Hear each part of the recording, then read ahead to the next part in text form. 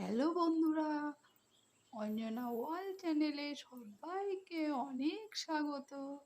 আজ আমি কি বানাচ্ছি সেটাই তোমাদের দেখাচ্ছি। আর এই যে দেখতেই পাচ্ছ কতগুলো আম নিয়ে বসে আছি, মানে আমের কি চাটনি করব, না গুড় আম করব, না আমের মানে টক আম করব, যে আচার করব, কি করব সেটাই আমি তোমাদের দেখাচ্ছি।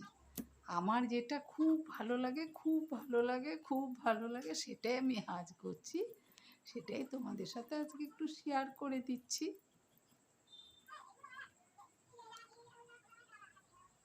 আমগুলো প্রথমে ভালো করে কেটে নিচ্ছি টুকরো টুকরো করে।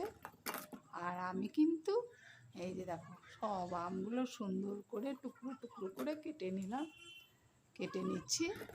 আমগুলো বেশ ভালো ছিল, একটা আমও খারাপ বেরোয়নি বন্ধুরা। কারণ আমি না ভীষণ কাঁচা আম ভালোবাসি, মানে কাঁচা আম বলতে কি কাঁচা আমের চাটনি বলো, টক বলো। এই দেখো আমার সম্পূর্ণ আম টুকরো টুকরো করে কাটা হয়ে গেল। তবে তোমরা তো সবাই আটি ফেলে দাও, আমি কিন্তু আটিটা ফেলি না। কারণ আমি যেটা চাটনি বানাই, গুড় আম বানাই, যেটা মানে আমি আটিটা রেখে দিই। আটিটা আমি খুব চেটে চেটে খেতে ভালোবাসি, সেই কারণেই রাখি বন্ধুরা, ওই জন্য আমি ফেলি না। এদিকে দেখো আমি এদিকে পাঁচফোড়ন ভাজা হয়ে গেল আমার, কিছুটা নামিয়ে নিয়েছি আর কিছুটা কড়াইয়ের মধ্যে রয়ে গেছে। তারপরে ওই কড়াইয়ে তেল দিয়ে আর যে দুটো শুকনো লঙ্কা, একটা তেজপাতা দিয়ে দিয়েছি। এরপর দিচ্ছি দেখো এই যে আমগুলো ভালো করে ধুয়ে নিয়েছি, ধুয়ে নিয়ে এই যে দেখো আমগুলো দিয়ে দিলাম। এবারে দেখতে থাকো আমগুলো দিয়ে কী করছি। এই যে নুন একটু বেশি দিতে হবে, কারণ একটু টক হবে, যেহেতু টক আম বলে কথা। তা একটু নুনটা একটু বেশি করে একটুখানি দিলাম, বেশি বলতে মানে আন্দাজ মতো করে, মাপ মতো। এই যে দেখো লঙ্কার গুঁড়ো দিয়ে দিলাম, কাশ্মীরি শুকনো লঙ্কার গুঁড়ো দিলাম। আর এই যে দেখো আমি আবার লঙ্কাটাকে ভেজে গুঁড়ো করে দিয়ে না, অনেকে ওটা দেয়, আমি গুঁড়োটাই দিয়ে দিই। আর তোমার দিয়ে দিই ওই যে গোটা শুকনো লঙ্কা ফোড়নে দিই। তারপরে এই যে দেখো গুড় দিয়ে দিলাম, গুড় নামিয়ে রেখেছি দেখালাম। এই যে দেখো গুড় দিয়ে দিলাম, নুন আর গুড়, আর এদিকে লঙ্কার গুঁড়ো, আর এদিকে পাঁচফোড়ন ফোড়ন দিলাম, আর তেজপাতা শুকনো লঙ্কা।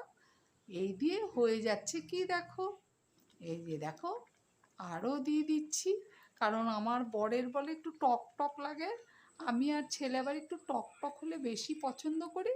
কিন্তু বর বলছে না একটু টক টক লাগে, সেই জন্য কিন্তু আমি আবার একটু গুড় করলাম, বেশি করেই দিয়ে দিলাম একটু, যাতে জানি বরে টক না লাগে। আর এদিকে এটা কি বানালাম বলো তো, গুড় আম বানালাম। আমি ভীষণ ভালোবাসি গুড় আম। আর এদিকে কিন্তু মশলাটা আমি এই যে থালের উপরে রেখে দিয়েছিলাম, আমার কিন্তু শিল আছে, কিন্তু থালের উপরে গুঁড়ো করে নিলাম। খুব সুন্দর। আমি আবার পাঁচফোড়নই ভেজে পাঁচফোড়নই গুঁড়ো করে দিই, আমার আবার ওটাই বেশি ভালো লাগে। অনেকে ওর মধ্যে কিন্তু জিরেও দেয়। তোমরাও যে যে বানাবে আমারটা দেখে, যে তোমরাও যারা বানাবে জিরেও দিতে পারো, কেমন। আর আমি আবার দিয়ে দিই। এই দেখো আমার আমটা হয়ে গেল, গুড় আমটা। কালার কেমন হয়েছে অবশ্যই যার যার পছন্দ হবে কমেন্ট করবে। আর এদিকে আর আমাকে ভালো লাগলে অবশ্যই একটা